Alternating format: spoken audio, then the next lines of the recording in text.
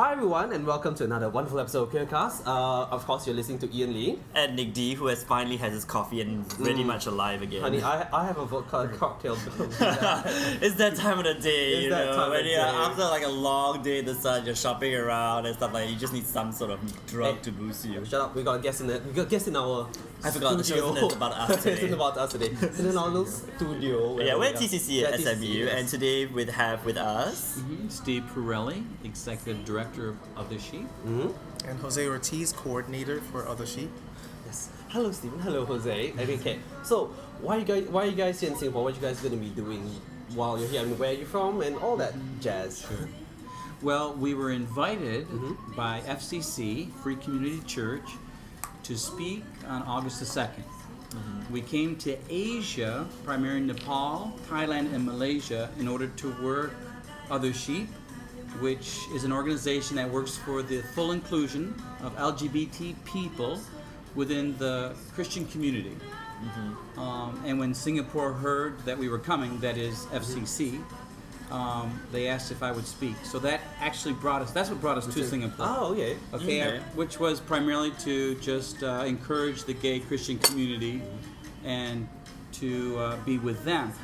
While we were here, we did Other Sheep work, which is to do as much as we can to reach out to clergy people of our own faith to try to bridge that gap between what we believe about LGBT people of faith and what the religious right or the evangelical community says in terms of their message. When you say reach out to clergy people, that means you've been talking with the churches in Singapore and stuff like that? Well, we try to get some entree, or at least an audience. So we have actually made phone calls. I was involved in making some phone calls to some churches, about 58 churches. Wow. 58 churches? Yeah, some of the numbers were incorrect, but I got Ian's through. church. We spoke Tell to 11 Methodist churches, 17 Presbyterian, and then the rest were other denominations. alright. And again, by phone, just inviting them to, first of all, meet with us and to discuss the issue of homosexuality in the Bible,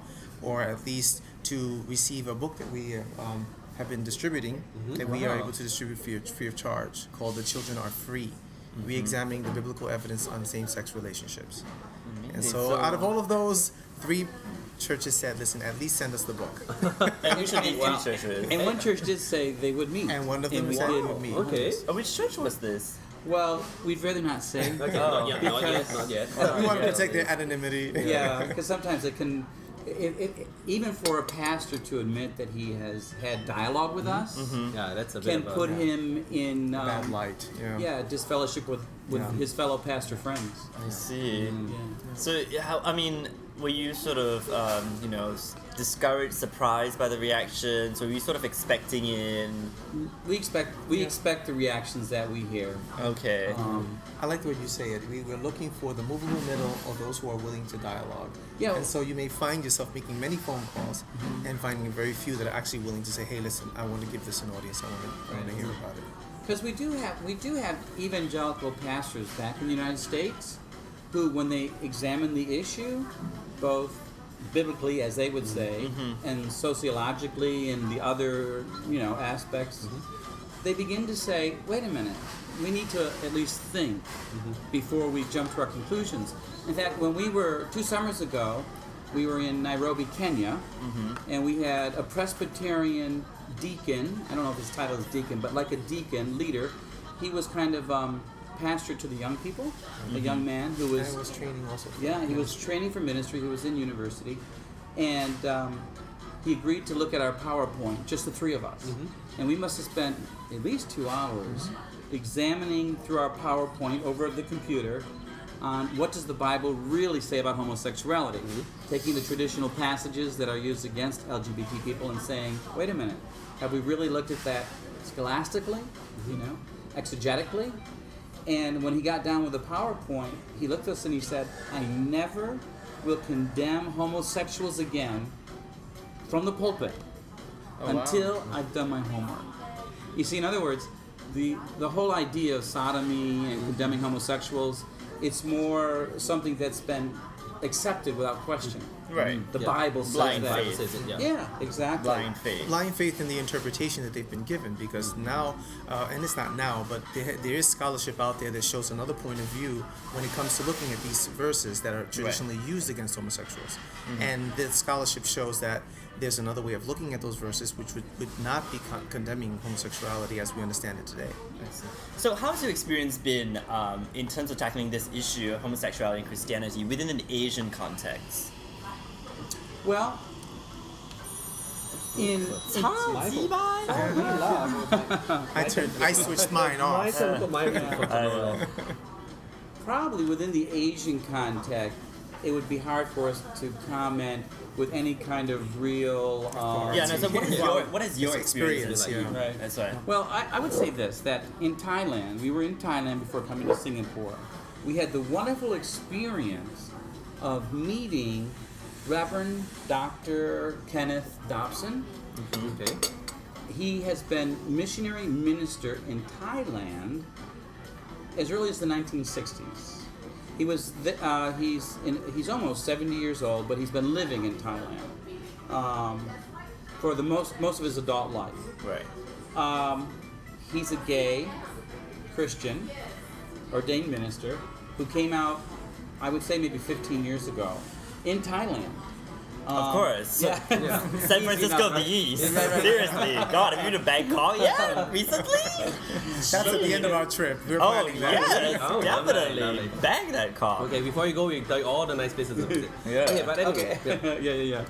But of course, as a Christian, which was difficult. The job that he did have there in ministry was terminated. But what's the name of the university he's at? Payap University, which is also a Christian university, Presbyterian Baptist now, maybe. Oh, those or Christian boys. Yeah. Down, D. He's working there now as advisor to the office of the president. Yeah. So he was able to shift and still stay by being advisor to the president.